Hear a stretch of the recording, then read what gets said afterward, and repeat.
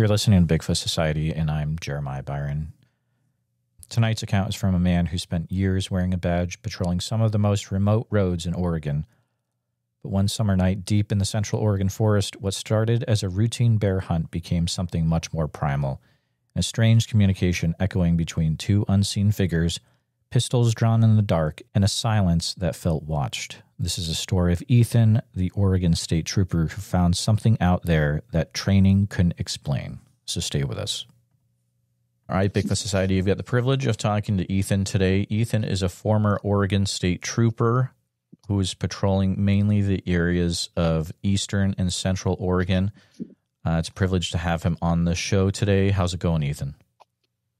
It's going good. I'm excited for this. Absolutely. I believe we were introduced over on the TikTok platform, correct? Yeah. Absolutely. You had an interesting thing that I asked if you wanted to come on the show to share today. So I'm going to make sure that, you have the time to do that. So I'll go ahead and pass things right over to you. Feel free to take us back to this incident that happened where you had some interesting things happen. Yeah. So just to start, I was born and raised in John Day, went to high school there. My 3 older siblings went to high school there, and all as well, born and raised. And I lived in John Day. My family still has, but had a ranch that was homesteaded that is outside of the Prairie City area, which is near the southern Blue Mountains. And I was in a hunting family. We had a wood stove, so my dad being a logger, we always went out for firewood several times every summer as a family and hunted the same areas that kind of surround my family's ranch. So, I mean, I wouldn't say that I lived in the woods, but I was very often out there. And the summer of 2011, I was on the Prairie City U.S. Forest Service hand crew, where we also patrolled and fought fires mainly in that area, and it took us to other states as well. But that was our most frequent area of patrol and response. And anyway, yeah, I met my ex-wife in 2012, and she grew up here in Central Oregon where I currently live. And her dad hunted an area that is a little bit northwest of Sisters, Oregon. And I saw your post on TikTok about Suttle Lake, and I was like, shoot, that's like really near where I hunt. It would probably be about 30 miles northeast of Suttle Lake where I bear hunt.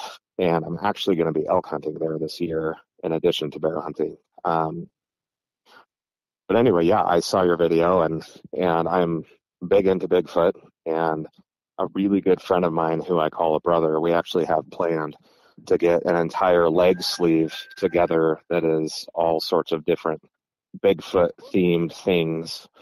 And I want to have like Harry from Harry and the Hendersons as part of it, and like a Bigfoot crossing sign, and like your typical Bigfoot in the trees photo. And no, so when I came across your page, I'm like, man, this is cool. But anyway, yeah, I saw your post about Suttle Lake, and I want to say this was like 2020 when I was bear hunting out in that area with my brother, and who I would say lived in the woods. Like, this guy lives and breathes hunting, always out in the woods. I call myself a hillbilly, but if there was a picture of a hillbilly, that would be Levi. And so he hadn't been out to this bear hunting spot yet. And I had, I believe, 3 trail cameras set up out there. And it would have been in August of that year.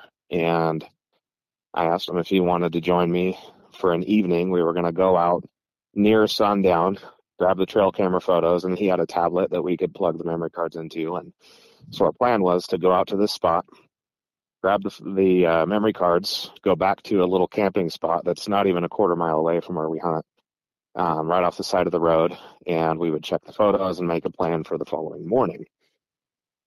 And this bear hunting spot is like 150 yards off the commonly traveled road. I won't name the road, But it's kind of encompassed within a switchback of the road. So I would say like probably 2/3 of, like, if you were to make a triangle around this spot with that hunting spot at the center, the little water hole that we sit on, both two sides of that triangle would be roadway that are within 150 yards. So it's like not very far off the beaten path at all.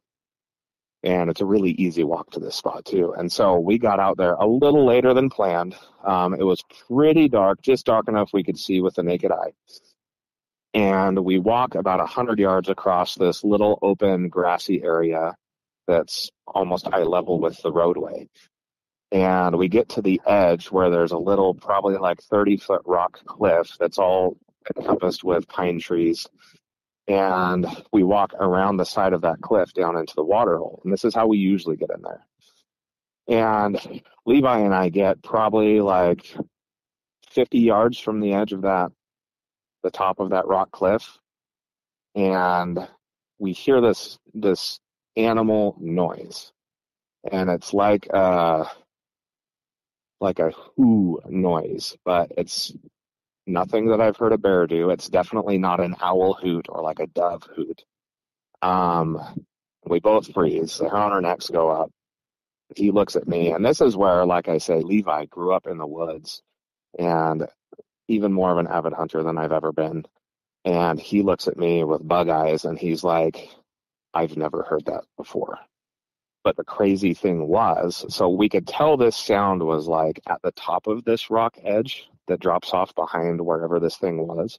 And it was just back in the trees where we couldn't see, but it was dark enough that we couldn't see that far anyway. We could just see like the silhouettes of trees. But the same noise responded to that noise down in the bowl where this water hole was. So these two things, whatever they were, I'm convinced it was Bigfoot. They were communicating back and forth. And we kind of froze. We're like, we don't want to run. We don't want to get closer because we don't know what this thing is. It's obviously close and at about the same elevation that we are. And every few seconds, this thing would make the whoo noise. And whatever it was down in this bowl near the water hole, every time it responded, it was farther away. So it's like whatever this was in front of us was communicating to whatever it was down in the bowl to go away.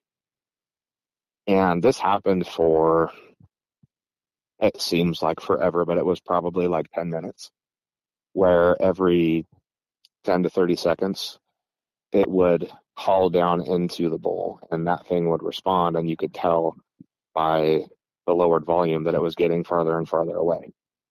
And after this, we'll just say it was 10 minutes that they were communicating, it just stopped.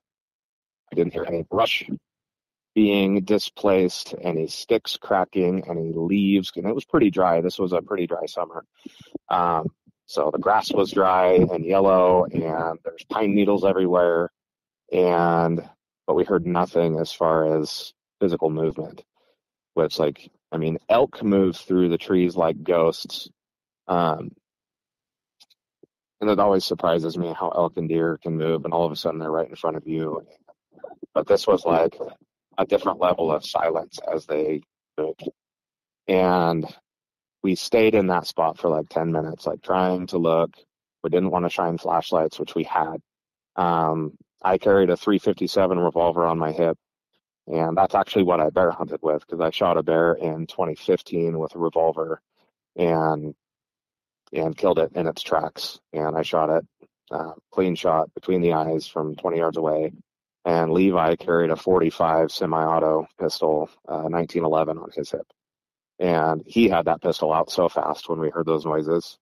And not like, I'm going to kill whatever this is. It was like in defense. And most avid hunters appreciate nature, and it's a way of conservation for them. And so, like, we're not out to kill everything, and we're out to fill our freezer and to make memories. And yeah, Levi pulled his pistol out, and I saw that, and I'm like, oh shoot, I better pull my pistol out. And as you mentioned, I'm a former state trooper. I left the state police in early 2022. And so at that time I was still employed. And I like to think that that makes me a little more credible, because a lot of people hear Bigfoot stories and they're like, oh, this guy's just a kook, he's crazy. And I've got several other third-hand stories from credible people that I hope to get into while we talk, that are also from very level-headed, credible people. And so anyway, we stood there for probably another 10 minutes after we stopped hearing these noises, and we were kind of debating, like, do we go down there and risk whatever that was, like crossing paths with it, or do we just go back to our camping spot, or do we just get the heck out of here? Like, we were both on edge. And Levi, he's like, you know what? We came to get the camera memory cards. Whatever that was might actually be in these pictures. And we decided to walk down in there, guns drawn. And so we walked down there, walking really slow, on edge, like looking all around kind of frivolously, and went down there, grabbed the memory cards. And the whole time we felt like we were being watched. And for anyone who's ever had the feeling that they're being watched, like almost every time, like if you're in a crowded space and you get that feeling, you will find somebody looking at you. So I think it's I would say like the sixth sense that, I've dove into like these gut feelings and this stuff and a lot of the research in it. And there's a lot of people that think like that sixth sense was like a natural thing that humans had, that it's just been dumbed down because of technology and the way we live now. Like, you don't need that. And you think back to, like, I want to say like Oregon Trail days and before, like when there were Native Americans and it was all living off the land. Like, I feel like that sense was a lot more in tune. And the whole time we were down there to grab the cameras, which was a really short period of time because we were still kind of in a panic mode, we felt like we were being watched.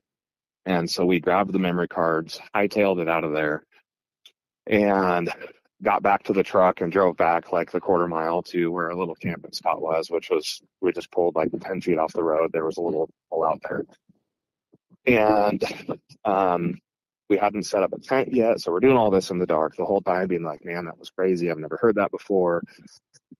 Completely different than anything either one of us has ever experienced.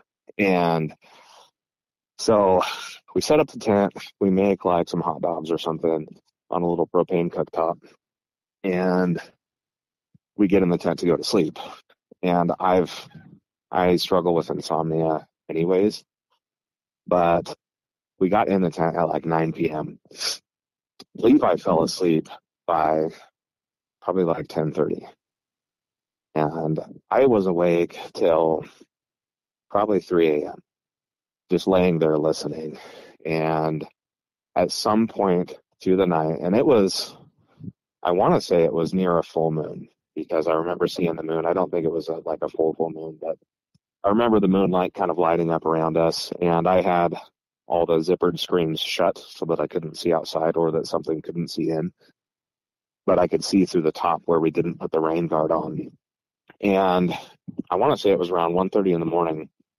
I'm laying there, and I hear this knocking noise that didn't sound like it was very far away. Probably, I mean, in the woods, it's all deceiving, but I would guess like 70, 80 yards away. And what really caught my attention with this was it was 3 knocks 3 times, spaced perfectly apart. So I'm like, this, to me, can't be like a bird, like a woodpecker. It was knock, knock, knock, knock, knock, knock, knock, knock, knock. And I only heard it the one time. And again, the hair on my neck went up.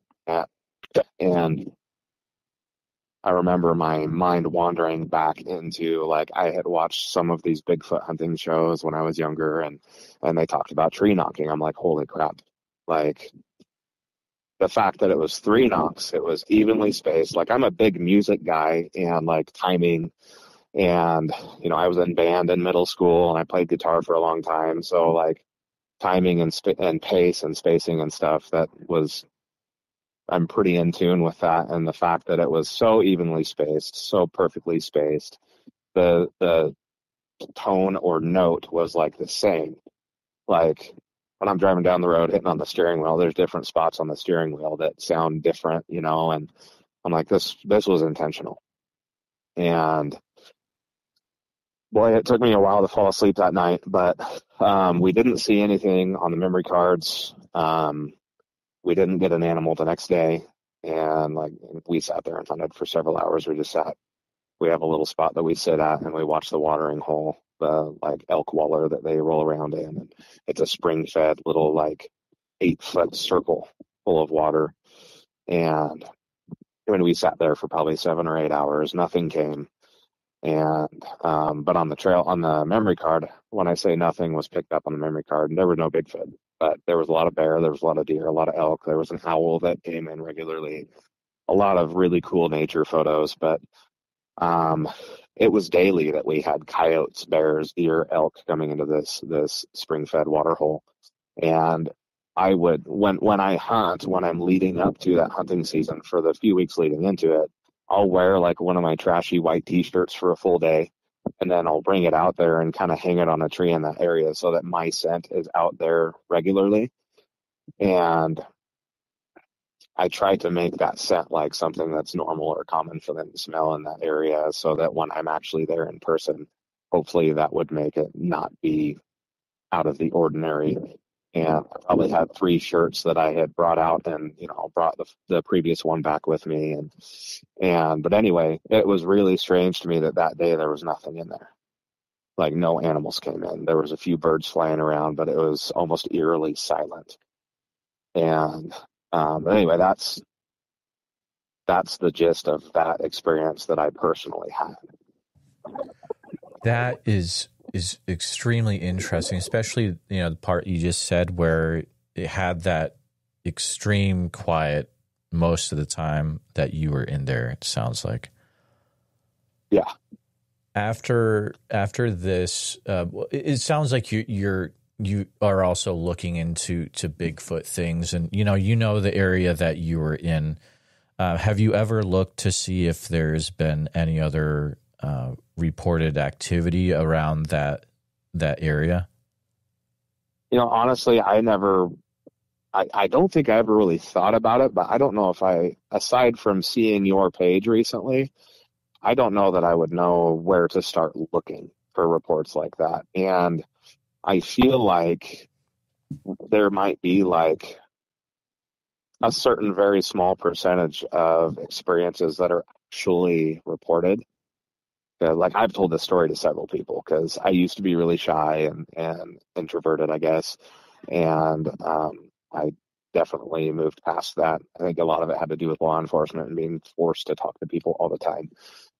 But also, like I mentioned, I had an ex-wife. I'm married again, and she's amazing, but like I forced myself to be more extroverted because I kept a lot of my feelings in with that marriage, and that marriage was really damaging emotionally and mentally to me. And I think that has a little bit to do with why I don't care what people think anymore.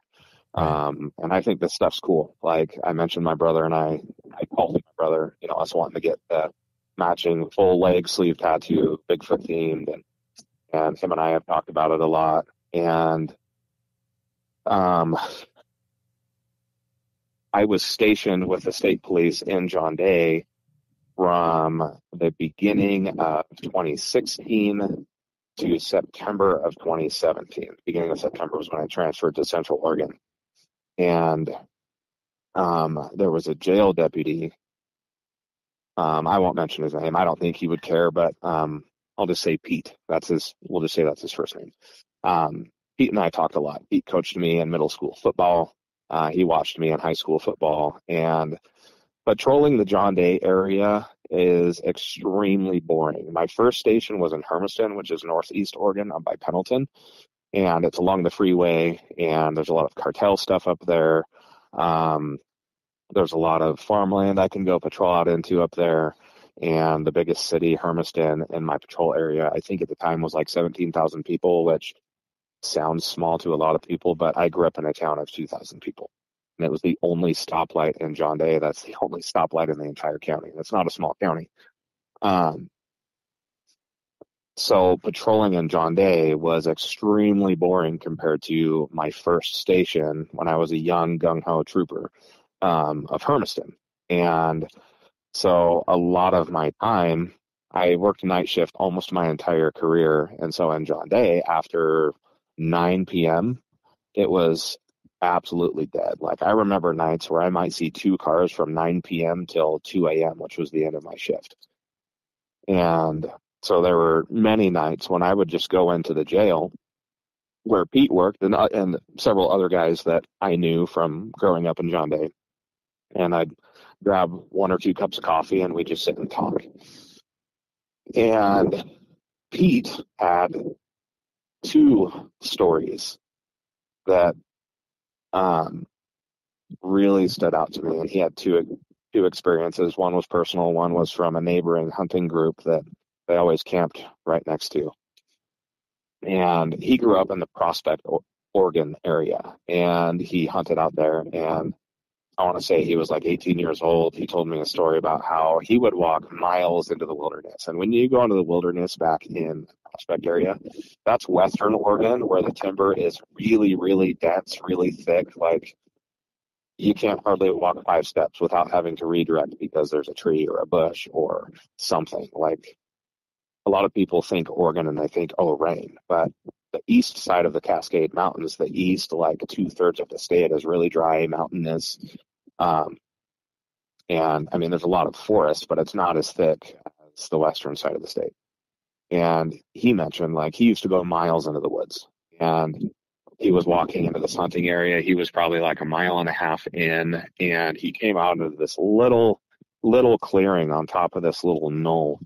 And he said he got that really weird sixth sense feeling, not necessarily that he was being watched, but that there was just something off. And it kind of, the sunlight was able to get into this area a little bit. And he said, I looked to my right, and there was this wall of branches.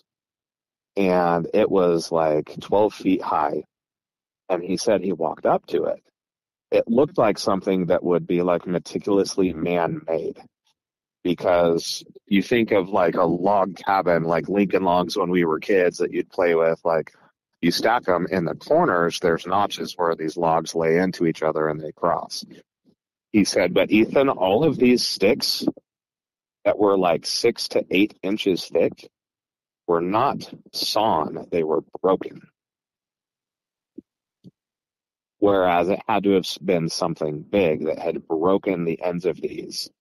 I would call them logs. He called them sticks, because trees over in that area easily get 6 to 8 feet in diameter. And he's like, these things were way bigger than what any man can break in half. And they were intertwined, and it was this just a wall that was, and he's like, the smell in there was god awful, which is something that from what I've gathered from all the Bigfoot stories I've delved into, the things stink. And I don't want to talk bad about any people because life brings challenges, but I have had homeless people in my patrol car, and there's just an odor that is unmistakable to a human being who hasn't showered. And I've heard that correlated with the smell of a Sasquatch or a Bigfoot. And he mentioned the smell, and he's like, I had to get out of there, because when I realized those were not hand sawn or machine sawn branches and that they very obviously were broken, he's like, I knew no man could do that. And the fact that they were arranged and stacked as a wall, not just like a pile of lumber. He's like, I knew that there was something to that was outside of anything that I've ever experienced or could explain. And he hunted near the same area that I hunted in. He hunted in it would either be the Murderers Creek hunting unit or the Sylvia's hunting unit, which is just on the south side of Strawberry Mountain, the South Blues Range. And he camped in a big camp with the same people every year. There was like 12 people that camped every year together. And there was this group that camped the next road up that was just like 60 yards above them. And because they had camped there the majority of his adult life with the same people, they met these people that camped near them, and it just so happened to be the same group of people, not from our area, that camped in that same spot every year. And this conversation would have happened early 2017. And he mentioned it was like 2 years before that. So it was the end of one evening hunting. He jumped on his four-wheeler and rode up there. And this whole crew of people were like in a panic, packing their stuff. And it wasn't anywhere near the end of the hunting season. And he's like, guys, what's going on? Did you tag out? They're like, no, we're leaving. And he could tell that there was like a ton of fear in their voice. And he's like, what's up? And they're like, let's just say we're not alone out here. The guy he talked to, he's like, I can't tell you what we saw, but just know we're not alone out here. And Pete, the guy didn't say we saw Bigfoot, but Pete's like, I know that's what it was. And he said, Ethan, they didn't come back last year. Like every year we saw these people and they haven't been back. And there's one other group. It's a big family. They're very well known in the John Day area. And I worked for them for about 3 months after I fought fire in that area. And I had heard they had an experience, which would be within about 50 miles of where Pete camped when he had this, whatever his camping neighbors experience they had. But this family, husbands and wives, all get tags. They all hunt. The wives shoot animals. The kids shoot animals. Like it's a big family yearly thing. They scout months in advance. Like it's part of their life. And I talked when we were working one day. I was like, "Hey, I heard that you had a Bigfoot experience." He says, "Now, I can't say that it was Bigfoot, but I can't say that it could possibly be anything else." And I was like, "Well, what happened?" He said, "Well, my wife, she shot an elk, and it was late at night, and my brother was near where she was, so she radioed like, 'Hey, I got an elk on the ground on top of a little clear knoll that was surrounded by trees, and on the north side of this little knoll, there was a really steep hill that climbed just on, you had to go through a few trees, a few yards, and then that hill went almost straight up.' And so his brother went to where his wife was, and they started processing the elk, skinning it, gutting it, getting it ready for the rest of the crew to come help pack it out. And they kept hearing noises circling them. And he said they would look and they would see these branches moving, but it was like whatever was there had just moved from the spot that they looked. They never actually saw it. And so it got to the point where they sat back to back with a tiny little like warming fire next to them. They were sitting back to back with their pistols out. And this is bow season. So, you're not carrying a rifle or something that can take down a big game animal with minimal shots, and they were in a panic, in fear, sitting back to back, pistols drawn, radioing to their family like, "There's something out here. We need you guys here soon." And so they sat there for several minutes, never could actually get a glimpse of whatever it was that was circling them. And whatever it was, they could tell had moved to where that really, really steep hill was.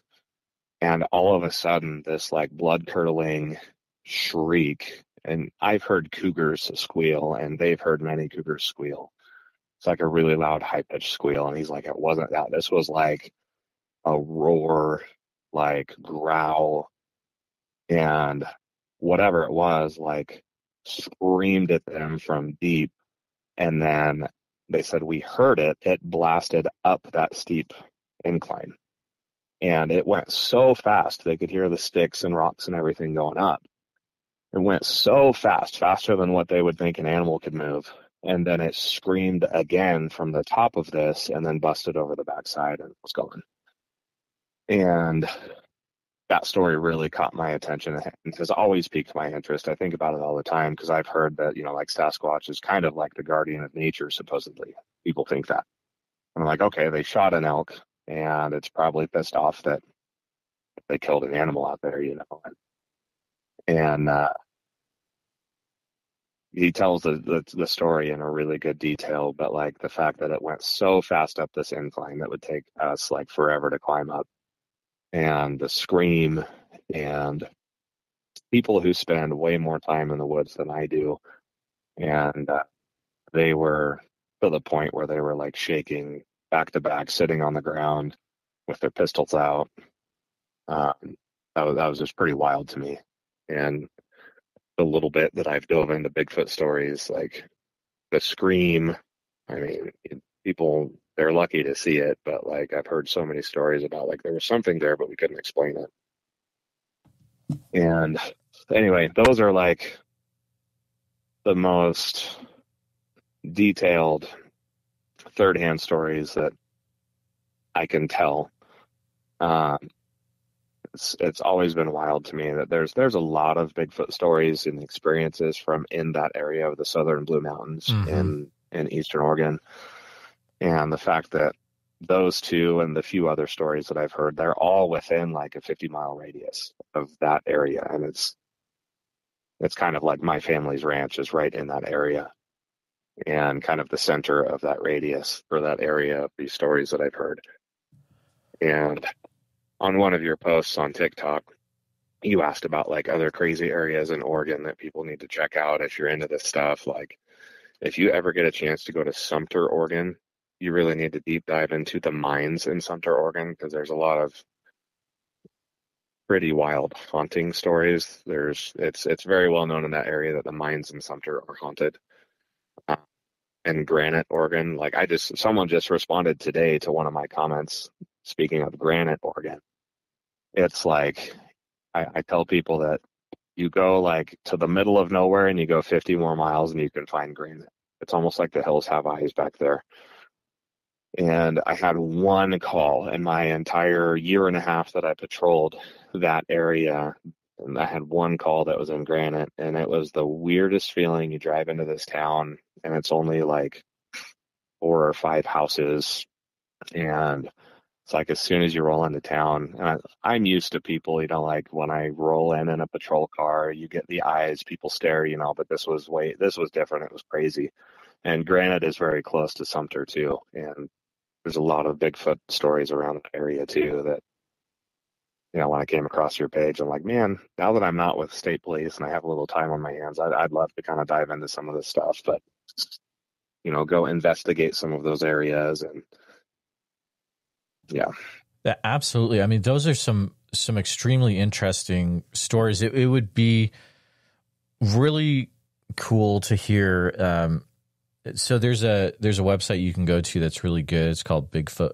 It's the Bigfoot Mapping Project, and it's the whole map of the whole U.S. But there's all these Bigfoot reports all over the place, and people submit, and they're from different databases. And be interesting if you're able to check out that website and look at the different areas that you've been talking about, and just to see if there's especially the hunting area, to see if there's been other things reported in that area as well. But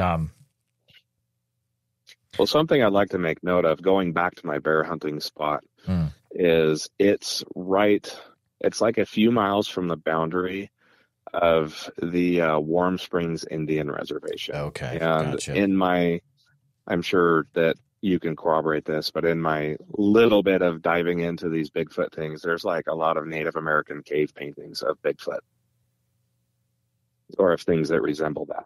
Like, yeah, the petroglyphs. Yeah. Yeah. Yes. You are correct. They're in different places in the Pacific Northwest, and some of them are not publicly known either. I interviewed an individual, and he's like, he knows of some, and you're not supposed to tell where they are. But the Warm Springs Reservation, I've heard of things happening on that reservation. I haven't been able to interview anyone yet from that area, but I mean, what is that area? Is Olali Lake I believe, has a lot of there's some reports around there, and that's just on the edge of the reservation as well. It's a little north of Mount Jefferson, but you know, when you were, and I'll ask a question, and you can, of course, refuse any questions if you want to. But when you were a state trooper,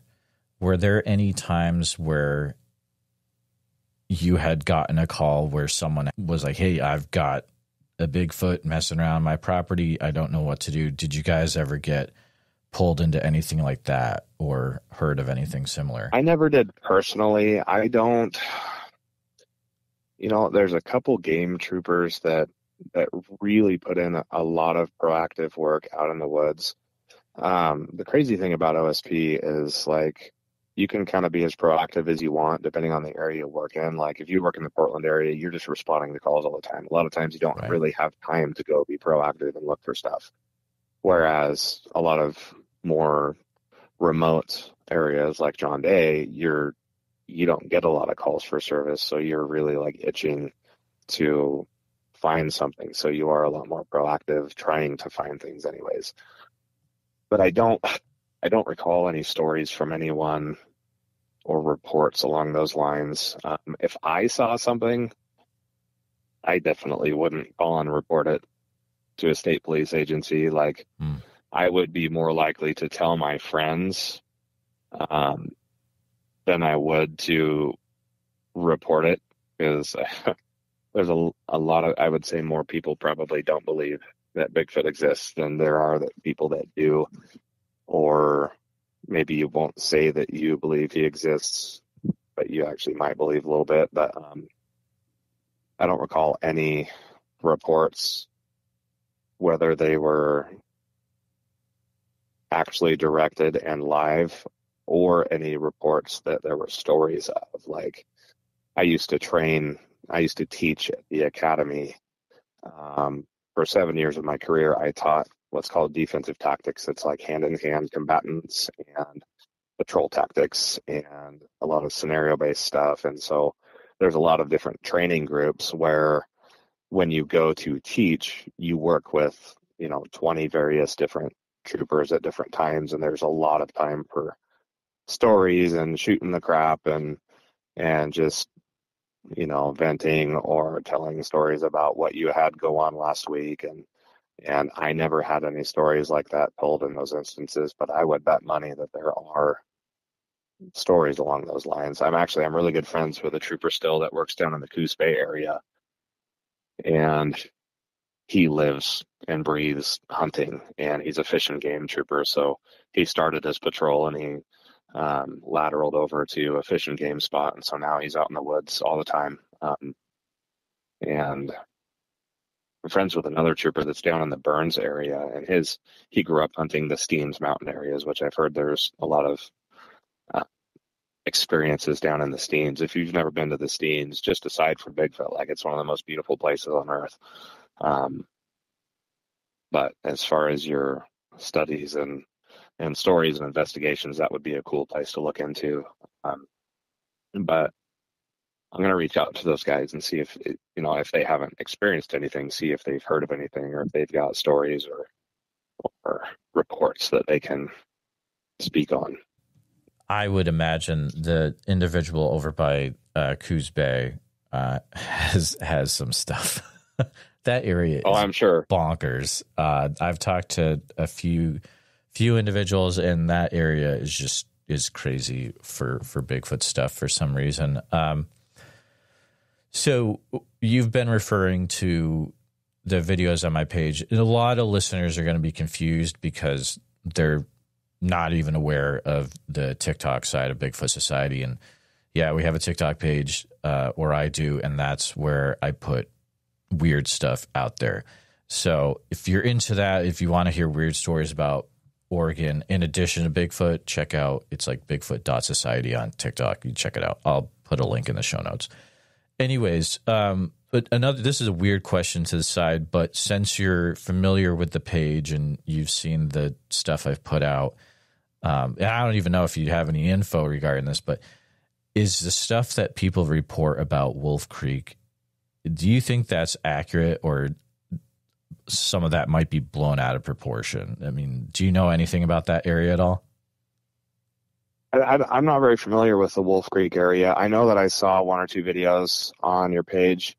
I scanned through your page a couple times, mostly looking because you've got a lot of Oregon stuff on there, which is really cool. Yeah. And that's kind of what sucked me into that one, because like I saw your Suttle Lake video, commented on it, and then you responded fairly quickly. I was like, oh, that's cool. Like I don't often get interaction from other pages I comment on, especially from the person himself. And so I dove into your page and I kind of scanned past stuff that was in different states, just looking to see like what else is there in Oregon that he's reported on, that you've reported on. And I'm not familiar with the Wolf Creek area though. Can you give me like a town that's near? It's like way it's over in the west, like it's right off I-5, but it's kind of like north of Grants Pass. Oh, okay. No, I mean Roseburg, Grants Pass. I've heard that there's a lot of wild stuff, so that wouldn't surprise me at all. I know that Chiloquin, which is down 97 north of Klamath Falls, that's another area that is kind of like due east of what sounds like the area you're talking about. That, I mean, I would think those areas would be stocked full of crazy stories. I've patrolled Central Oregon from September 2017 until I was placed on leave with OSP in September of 2021. I spoke out against the mandates for COVID, and that's the reason I left OSP. I was actually let go from OSP because I voiced out against the mandates in a social media video. And so that would be 4 years' time that I patrolled Highway 97. And my first year in Central Oregon, I was assigned to the Lapine office, which is an outpost of the Bend Area Command. And September of 2018, I literally just traded spots with a trooper in Bend, and we traded radio numbers. But for that year, I patrolled a lot south of Lapine.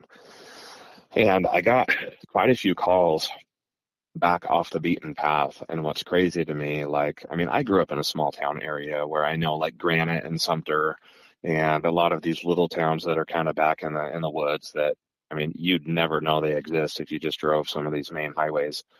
But such a busy highway like Highway 97, the typical person just kind of drives from point A to point B.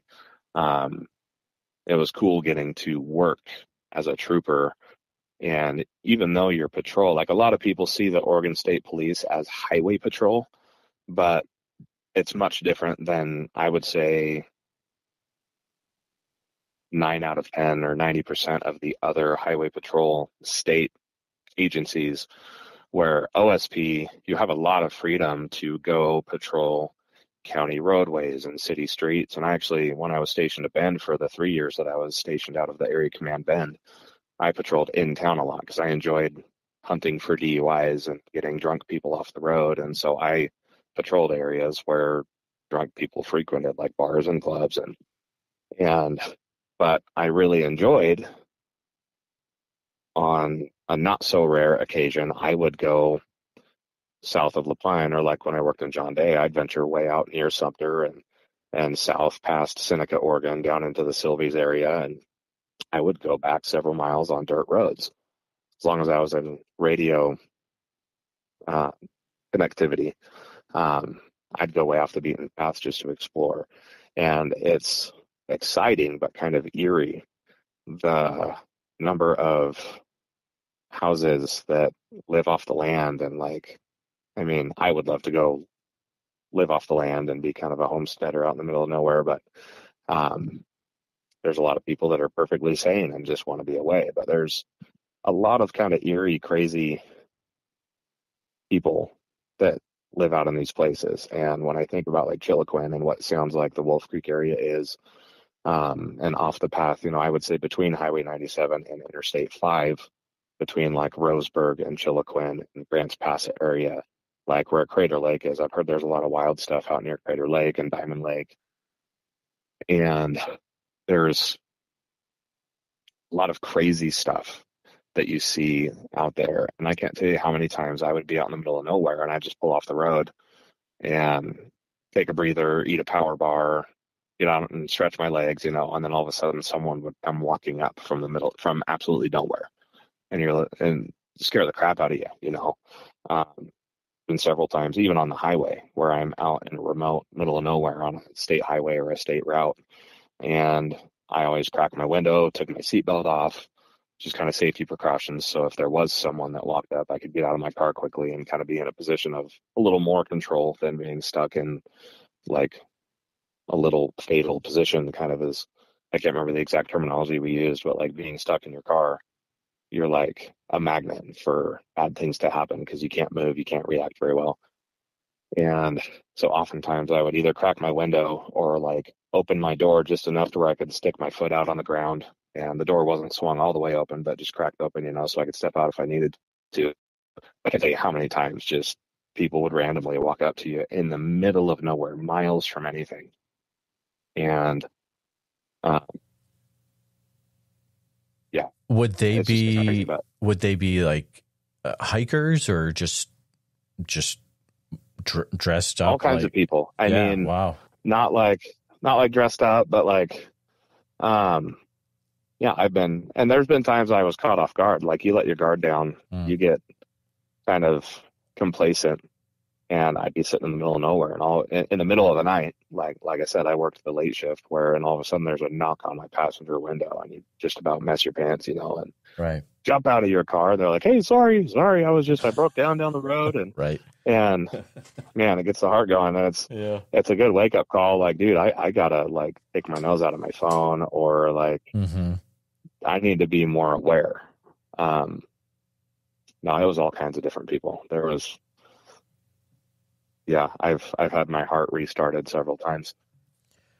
I get a lot of interesting things sent to me, or, hey, did you hear about this? And from what it sounds like, and I don't know if this is anything you ever ran into, but I mean, that area, are there a ton of missing people that go missing in that area as well, especially like Lane County or, kind of, I guess if you would call that Central Oregon? That's considered Western Oregon. Okay.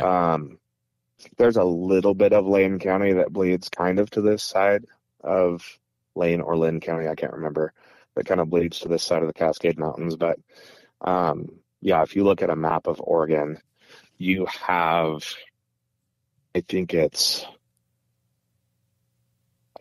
Gillum County, Jefferson County, Deschutes County, Klamath County, north to south. The west border of those counties is basically along the Cascade Mountain Range. Gotcha. Anything west of that is considered Western Oregon. Anything east of that is essentially Eastern Oregon. And Western Oregon is wet. Eastern Oregon is dry. It's the high desert. But there's a lot of forested mountainous areas that people don't know exist. Like a lot of people think Oregon's either wet or desert. And if you venture to kind of northeastern to like central Eastern Oregon, there's a lot of beautiful blue mountains, greenery. It's a beautiful area, but I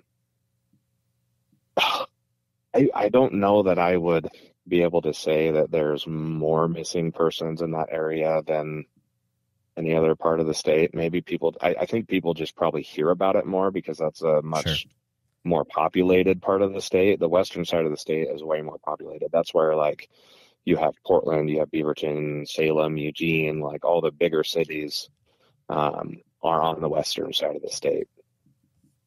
Gotcha. Yeah, that makes sense. And it's kind of like Bigfoot sightings too. In order to have a Bigfoot sighting, you have to have people so that they can report what was seen.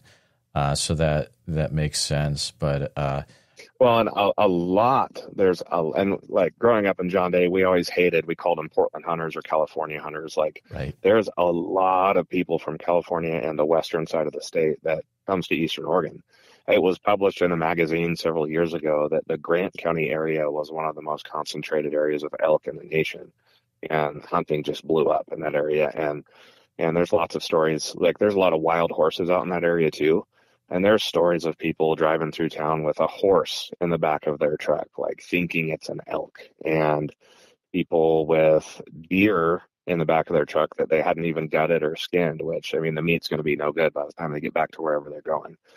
Um, and that's more so why we, as I say, we, like Eastern Oregon folks, like why we kind of dislike or have an edge towards the Portland hunters, quote, or like the California hunters, because it's usually like, no fault to you. Like, I love that you get into it, but know what you're doing if you're going to get into hunting. Like, if you want to get into conservation and hunting and feed your family, like, at least know what you're shooting, you know? And I mean, I've seen a horse in the back of a pickup going through town because they shot a horse thinking it was a cow elk. Oh my goodness. That is yeah, it's insane. crazy. And they shoot cows. Like, there's been cows that the rancher will come out and be like, what the heck? And like, oh, I got an elk, you know? And oh, like an actual cow. Yeah. Oh, man. Yeah, that stuff happens. And they actually think they shot an elk, which, I mean, you kind of feel bad for them, but you want to just like pick them up and shake them and be like, know what you're doing, you know? Oh my goodness. I mean, there's a lot of people that get shot too, and I'm not going to say that's just Portland or Valley hunters or California hunters. Like, there's a lot of people that, you know, they see movement, and that's why the hunter orange thing became a thing. Like, my family grew up wearing blue jeans and red and black plaid flannel shirts hunting, you know, and like my brother-in-law, who grew up in Prairie City and is an avid hunter, like their family always wore camo. And I shot a 6-point bull when I was in high school. I was wearing a red Aeropostale zippered hoodie and blue jeans. And I got within 60 yards of this elk, and it didn't even know I was there. And I shot it with a rifle, and you know, it's a pretty nice bull. It's not a trophy by any means, but you know, there's a lot of people that are like, oh, you got to have camo and this and that. But like, one thing you definitely do not do is wear like brown Carhartts or like a tan jacket, or, you know, there are people that will just see a color and shoot at it. And there was a guy on a 4-wheeler just a few years ago that got shot like in the ankle because someone from a distance saw something moving and they shot at it. And it was a guy riding a 4-wheeler through the trees. Oh, wow. Oh my goodness. That's some crazy stuff. Ethan, it's been such an interesting conversation, especially from your viewpoint of your background of being law enforcement in these areas of Oregon. I just want to say thank you for coming forward and for sharing what you experienced. You know, before we do head out,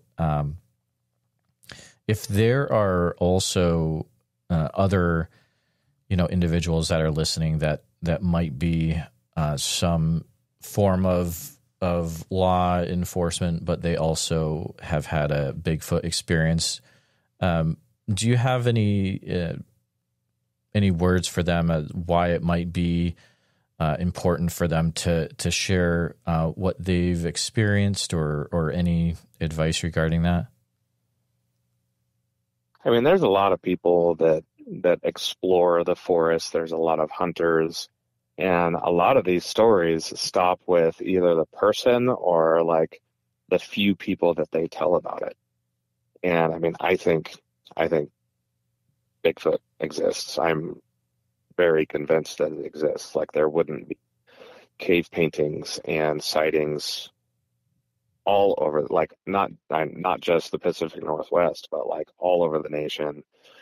And I mean, I think the Yeti exists. I think it's just a version of a Sasquatch, you know, like over in the Himalayas. Like, I think they find creatures in rainforests and in the ocean and in regular forested areas that haven't been documented yet all the time.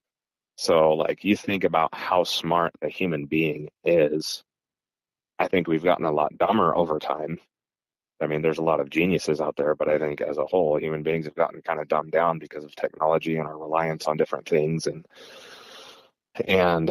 I mean, I see no reason why there couldn't be something that's very brilliant like we are, just in its own way, and able to avoid being sighted. But I don't see why people seeing them is such a crazy thing. And so, like, if you have seen them, like, it's no risk to your job to talk about it. Like, I would love for other just law enforcement personnel or like military personnel in general to reach out to you and tell their stories, because like there's obviously groups of people that go out and search for this and research Sasquatch, and there's the TV shows made on it. And like the hairy man in Alaska, like I think that's just Sasquatch or another form of, or a relative or whatever. And I mean, they find like seashells on mountaintops, and like fossils of seashells on mountaintops all the time, which means there was water there at some point. And like the world's changed, and I believe that all continents were they look like puzzle pieces to me. So why wouldn't they be interconnected at some point? I can't remember what they call that, where they think all the continents were connected. What was that? Is it Pangea? Pangea, yeah.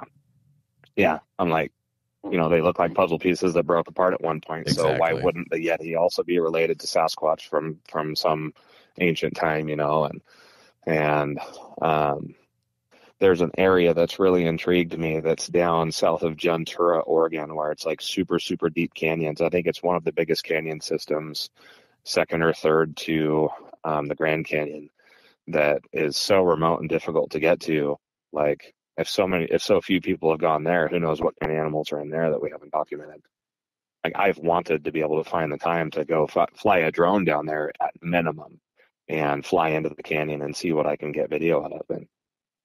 And like, they talk about these government areas of the Grand Canyon that are closed off because of supposed giants and these caves and things that are in the caves. And I mean, they've found bone structures of giants. So why couldn't there be a Sasquatch out there? And why not talk about it if you've seen it or experienced? Like, for me, I didn't see it, but I'm pretty dang sure it was something that was very brilliant, very smart in its own way, that's survived for however long, that knew to stay back in the trees just enough and communicated in its own way to whatever was down near the water hole that I hunted. And I mean, it was very obvious they were communicating back and forth. They knew what was being communicated. I kind of like to think it was like an adult that was near us that was communicating down to something less experienced or younger, or that whatever, this thing up here had to protect, that it was telling it, hey, move along quietly, keep moving. Are you moving? Keep going, communicating back and forth. And then dead silence. So who knows if it even moved from the place that it was standing when we finally decided to be brave or dumb, whatever you want to call it, to go get our memory cards. No, I see no reason not to talk about it, because who cares what other people think? Like, you're not going to, especially as a law enforcement officer, you're not going to lose your job talking about Bigfoot. I agree. Talking about other dumb stuff, but right. Would you ever want to have a sighting yourself one day, you think? Oh yeah, I mean, I think it would be awesome to see it. I have 4 kids, and I'm starting a business right now, and so I'm extremely busy. So I would love to find time in my life to go, like I said, that big canyon system near Ventura, or just as simple as the area that I've hunted growing up, or this area that I bear hunt. Like, I would love to have a weekend where I just grab a buddy of mine who I know can shoot well if we need to, but to go spend a weekend and just backpack in and listen and look. And aside from it being really intriguing to me, I mean, it's really good for you just to get out and breathe some real air. But I'm sure it would freak me out if I saw it. But I mean, there's that saying that's overused. I think you only live once, so why not go try to see things? Even if you're not looking for Bigfoot, just go try to see elk, try to see animals, deer, bear, whatever it is, but I think it'd be awesome. I think that, I think people going missing could be because of Sasquatch. Maybe they come across something or see it and like it takes you out. Maybe it doesn't. I don't know. But I see no reason not to go look for it. If I ever find time in my life, I would love to go spend weeks at a time and just explore and try to find him, him or her or they, them, whatever. Absolutely. The big feet. Exactly. I hope someday you're able to get that opportunity. But Ethan, thank you so much for coming on the show and for sharing. Well, and if you ever get an itch to go explore that Eastern Oregon area or even this area in Central Oregon, I look for any excuse to get out. And I mean, I've given many different friends info to my hunting areas, to the point of dropping a pin on a map. Hey, this is where I want to hunt. I'm not going to get to this year. Go check it out so you can get an elk. Like, there's a lot of hunters that are like, nope, that's my spot. I'm not telling anyone. But, beyond that, if you ever want to go explore that area, I don't know if you do, but if you do actually go out and try to investigate and get out and camp and whatever, dude, I'd love to take you out and grab a buddy or two and go explore and walk a few miles and have a campfire and tell stories and take video, whatever it be. Any excuse to get out in the woods. Like I said, I've got 4 kiddos and I have a small farm with some cows that I take care of, but any excuse to get out and be in nature is awesome. And especially if it's someone that has similar interests, and the fact that you travel around to get to kind of search for this stuff and hear stories. And I could probably rope at least Pete into telling you his story firsthand. And right. There's another story of a guy out in that area that's pretty, he's a reasonable guy. He's not a crazy dude, but I didn't tell his story because it does sound kind of goofy, but I could possibly see if he could tell you his story. And he supposedly saw Bigfoot himself. But I know very little details about that story. I just know that story is very well known over there. Okay, gotcha. So that would be cool to be able to maybe arrange a sit down with a couple of these people for you. But even just going out and exploring would be cool. Well, I that's a very nice offer. I appreciate it. I'll definitely keep it in mind. You never know what'll happen, but Ethan, it's been real fun chatting with you tonight about different experiences around Oregon, and definitely keep in touch if anything else happens in the future. If you hear anything, we'd love to hear from you again. Will do. I appreciate your time.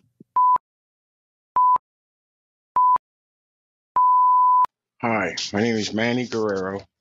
I'm from South Jersey, and I just heard your latest podcast. I believe his name was Jacob from the Pine Barrens, and I had an encounter, what I believe was Sasquatch in 1988, 87, I believe, in Fairfield Township. That's where I grew up at. I had my local Boy Scout that I was in. We had a weekend camp over my dad's place. And like I said, we lived in the woods, Fairfield Township. And that's connected to, well, it's like 20 miles from the West Park on Almond Road. So it's real close. Yeah, give me a call. Thanks. If you'd like to share a voicemail to be potentially featured on the show as well, head over to BigfootSocietyPodcast.com and hit the Share Your Encounter button. Just wanted to take a minute to say thank you for listening to this episode of the Bigfoot Society podcast. Ethan's story is one of those that stays with you, not just because of the whoops and the knocks, but because of the silence that followed and what might have been watching them from the trees. So huge thanks to Ethan for his service and for sharing those powerful firsthand accounts from the woods of Eastern Oregon. If you enjoyed this conversation, please subscribe to the channel on YouTube, hit the bell icon so you don't miss any new episodes, and share this one with a friend who's into Bigfoot, Oregon, or just a good old-fashioned forest mystery. If you're listening to us on Apple Podcasts or Spotify, please hit the follow button, and if you'd be willing to leave a positive 5-star review, it really helps more listeners find us. And now, if you or someone you know has had a Bigfoot encounter, especially in the areas around John Day, Sisters Granite, or the Warm Springs Reservation, I'd love to hear from you, so please send your story to BigfootSociety@gmail.com. And also, don't forget, Sasquatch Summerfest is coming up July 11th through the 12th at Green Waters Park in Oak Ridge, Oregon. Bigfoot Society listeners can grab a 2-day pass for the price of 1-day admission with code BFS at checkout. Tickets are at www.sasquatchsummerfest.com. Thanks again for being part of the Bigfoot Society. Until next time, trust your gut, follow the trail, and never stop asking what else might be out there, and see you in the woods.